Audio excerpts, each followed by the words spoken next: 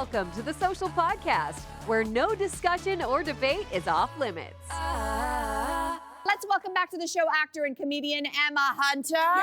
Thank you so much for having me. Thanks, sir. Great to be here. Emma was truly just helping me pick my nose before we came on stage. It was skin. She's insisting it was skin. It was skin. And that she does it every day to her son. I do. Oh my God. How do you now know we can start the show because you're... Yes. That's a good friend. It's a really good friend. Clear. Wow. Can hang there. Yes, yeah. The sanitizer's offset, Emma. Okay, anyway, let's jump into the first topic of the show because Travis Barker, you know him, the famous tattoo drummer.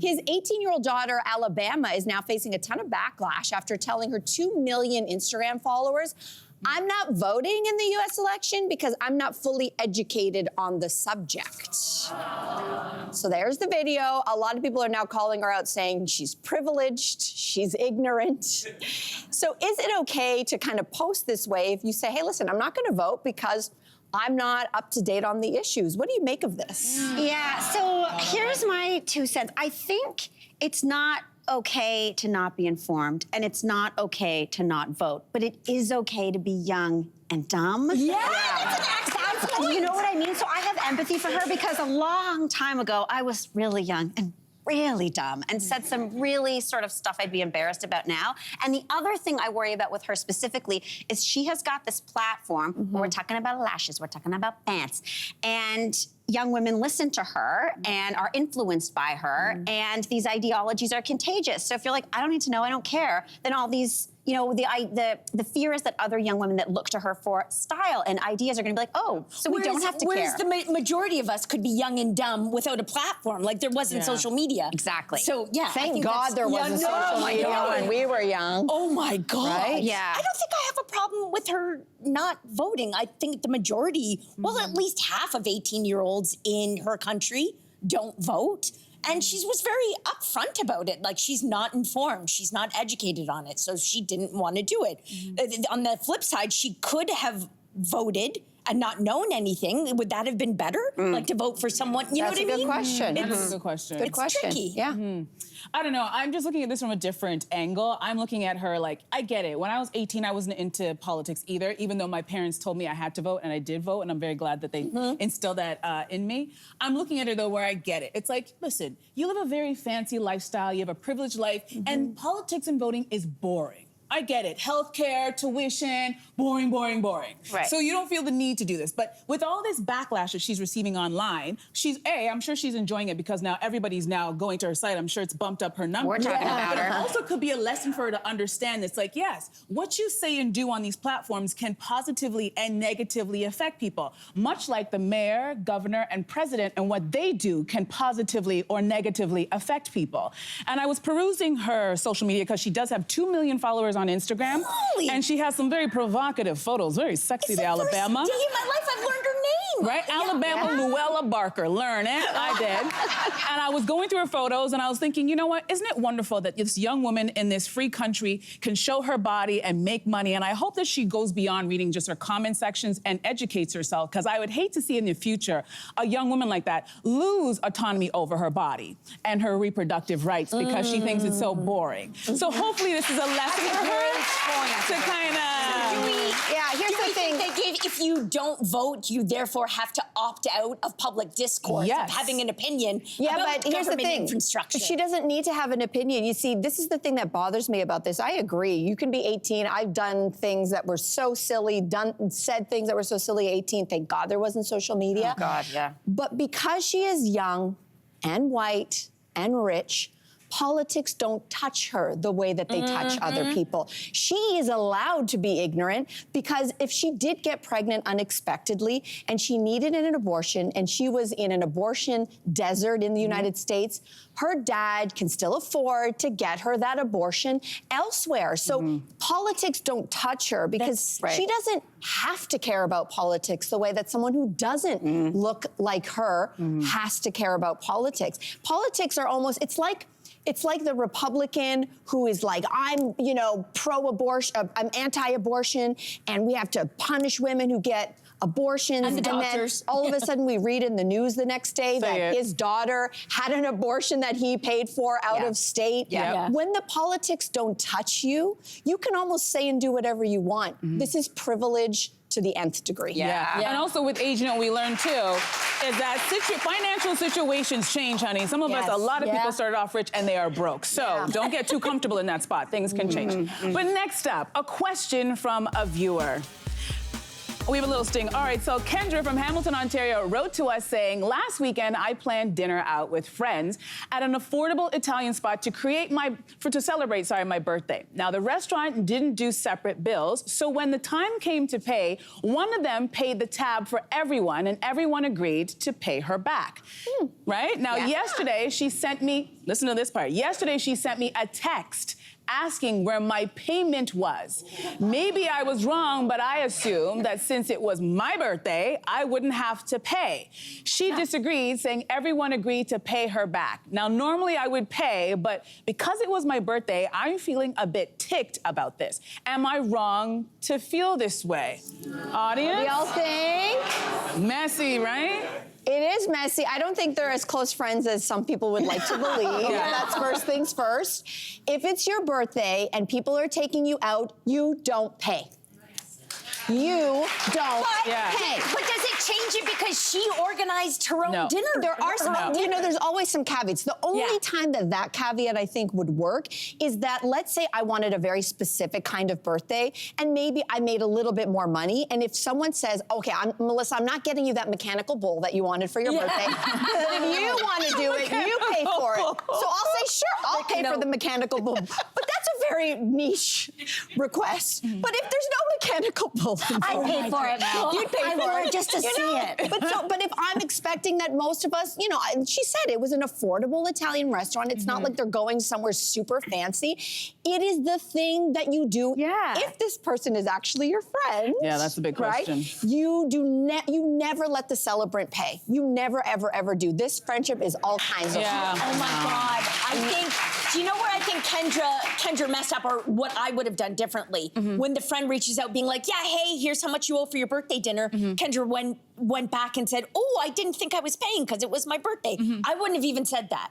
I would have just said, oh, my bad. Oops, here's the money. You would have paid? I would have paid and then tapped out of that friendship. Yeah, block and delete. Blocked and deleted. I'm with you. I would have done the same thing. I just feel like since the pandemic, little social graces have gone by the wayside. Like, you know, just people saying good morning or saying thank you, or, you know, when you're in a car and you're driving and someone lets you in, you kind of give them the nod or like the thank. All of that is going away. And I feel like this conversation is also adding to that in my brain, because it's like, since when do we expect a birthday person to pay for their meal? When do we start doing this? Am I alone in this? It's your birthday. I don't care if you organize it. We came. I'm your friend. I'm paying. I'm paying. And if I know I can't afford, well, then I don't go. Or I tell you right up front, you know what? I'm in a financial bind right now. I don't have it, so I'm not coming. Or I'm just going to have water with ice. But you always pay for the birthday person. You do. You know what I think? Kendra, I don't think they like you. I don't think they like you, Kendra. I think Kendra is like, it's my birthday. And they're like, oh my God, she's so annoying. I just feel like these aren't your friends. I think you need some This is friends. the signal, right? That's what I think. I think it's like everybody knows the birthday girl doesn't pay. I don't understand That's it. the rule. And also the confidence to be like, excuse me, you owe me $47. No, I don't buy any of it. I don't think they like her. Money and friendship I like her. is I like so her. Tricky. complicated. Yes, so complicated. Oh my God, I never want to be in debt to any friend. Like, it stresses me out so much. I know, but what do you do? Like, there are people right now watching this show who owe me money. What? Names. And I have sent texts. Forget about Kendra. We need this tea. Spill. And I can't. What do? I've sent 2 texts. It's a lot of money. Wait. How much money? Are we talking hundreds. Hundreds? Oh. And it's like more than one person. How long have they owed you this Do you want money? me to go? A little while. 2 months, 3 months, 6 months? What do you do, I don't know what to do. Okay, wait. We know what to do. If you're Melissa's friend and you know that you owe her money for that little girls' weekend you had, this is your sign to pay her back. E-transfer, cash, it doesn't matter. Pay her right now. Before we mention your name on air. It's so hard to ask. Oh, no, it's not. I just did it. Oh my God, it's much better when someone asks for you. I'll do it. Anybody else need? Anybody else have a friend who owes them money? I'm feeling am like hot right now. Side hustle. It's a whole new side my hustle. Oh my gosh. So Melania Trump wants us to know she has a pen pal. The former First Lady revealed in her upcoming memoir that she's had an ongoing correspondence with our king. That would be King Charles for years. So what are our thoughts on these two? My heart is racing. My heart is racing. Listen, ladies and gentlemen, get your pencil and your paper out and take note because Melania Trump is teaching a master class in Gold Digger 101. Hear me out. Hear me out. Hear me out. This first step is called laying down the foundation. This entails You researched it? Sorry. Where's your pen and paper? This entails establishing regular communication with the intended target. So if he plays golf, you play golf. If he plays tennis, get yourself a racket. And for her, because they're not on the same coast, she's a pen pal. Now, it's very important during this stage that you don't want to come off as like a homewrecker. So it's very platonic. This is establishing trust and friendship and inside jokes because on the off chance he becomes single, you know, just like this, what you don't want to do is get caught up in the herd of women who are showing up with a fresh blow dry and hot casseroles going, Charles! No, that's amateur hour. You've already had your foot in the door and you are there with a shoulder to cry on and a bed to sleep in, my friend. And I see you, Melania. My last thing I'm going to say is Camilla, karma might just be coming for you. I'm just saying. Well, you know what they say, when the side chick becomes the wife, there's a job opening. That's what they say. But don't you think there's also a chance that she's just like, she feels camaraderie with Charles? Like she's just like, Charlie, my husband's like so annoying. And he's like, I know, darling. Like, couldn't it just be like talking trash? Like, it's hard to imagine what they're communicating about, but they are two people who have spouses that the world generally doesn't like. Yeah. Do you know what I mean? So it could be that, complaining about that. Yes. Possibly. I'm enjoying this so much that I don't want to let the facts get in the way of a good story. So continue. The headline is this. It's a Vanity Fair article, and it says, Melania Trump says King Charles is her pen pal. So I was like, ooh, click, click, click, right? Yeah. You got me. Yeah. But then you read the article, and it says Melania adds that she and Trump have continued to keep in touch with the king via letter. Her Majesty wasn't able to visit us again before her death in 2022, but our friendship with the royal family continues. We exchange letters with King Charles to this day. In other words, do we really believe that Donald Trump is writing letters? That's what I know. Is that what you're trying to tell us? My point is, if this was truly that, and trust me, I wish and hope that it is. We don't know. We wouldn't know about it in her memoir, guys. Like, she wouldn't tell us that she's having this pen pal relationship with him. And if there's anything I believe more than this story, is that it would be Trump who's keeping in touch with King Charles because he loves men with power and money. Yeah, that's true. He wants a relationship with Charles. But Charles also has something called class, and he comes from a different upbringing. And I don't think that Donald and Charles do not strike me as people who would be breaking bread and hanging out on a regular basis. Charles has the class, but Charles has the class to be doing illicit letters with Melania? There's also a gold factor. You didn't listen. It's not illicit. It's platonic. You are setting up a friendship. This is all just nice. You're a friend. These are just inside jokes and just, you understand what I'm going through. Because let's be real about Melania. We know that she likes one thing, rich old men. And if by chance she is to separate from the one that she's with, she's not going to be single. She can't make a lateral move and end up with another guy in politics. No. She can't do a downgrade and just go for some regular CEO. So what's better than First Lady? Being alone. Okay. Oh, y'all. Interesting. Don't worry, you'll be back going, Andrea said that on the show. And I'll be like, it's not possible. Yeah. It's not possible. It's how Camilla got herself in It's true, it could be. Well, everybody, Jessica Chastain, we all know who she is, right? She might need a little help. She's being called tone deaf after blasting a discount airline because their in-flight entertainment went down during her trip. So in a now deleted post on X, Jessica wrote, quote, "Thank you, JetBlue, for your $15 credit. My flight was $1,500, and the credit was 1/100th of the money I paid you." And she took it down because everyone came blasting at her. So was this a tone-deaf move on her part? Yeah. I agree. It is a little tone deaf when a celebrity who we think has a lot of money is complaint like, hey, what's she doing on JetBlue? Probably isn't that like a budget airline? Like $1,500? That's expensive. Why are we judging JetBlue? I almost feel like JetBlue was trolling her by giving her that $15 credit. But I'll tell you something. I give Jessica Chastain a pass because traveling on an airplane is degrading.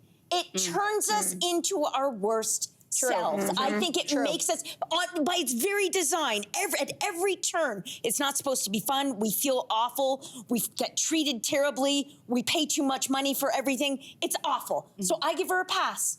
Oh, interesting. It's also interesting how social media is this sort of strange equalizer where these people expose themselves. Like historically, before social media was right there was a PR team that protected, but she's just like sweating. She is so mad and is furious and just goes like, $15, my TV wasn't working. And then you can just see the moment when she's like, oh, That's maybe and like maybe nobody saw it, but you're Jessica Chastain. We all saw it. You know, so I feel like she just. I don't think she's not the person to write that tweet. No. It's not a good look. It's A airport multi-millionaire. It's like we don't want to hear that from her, but I love it. Yeah. It is. It's a lot of privilege again. Yes. And I think she probably, and I love Jessica Chastain, but you're right, it turns us all into monsters. But I think in that moment she centered herself when that $15 is not going to make or break you, but somebody else might actually really appreciate the $15.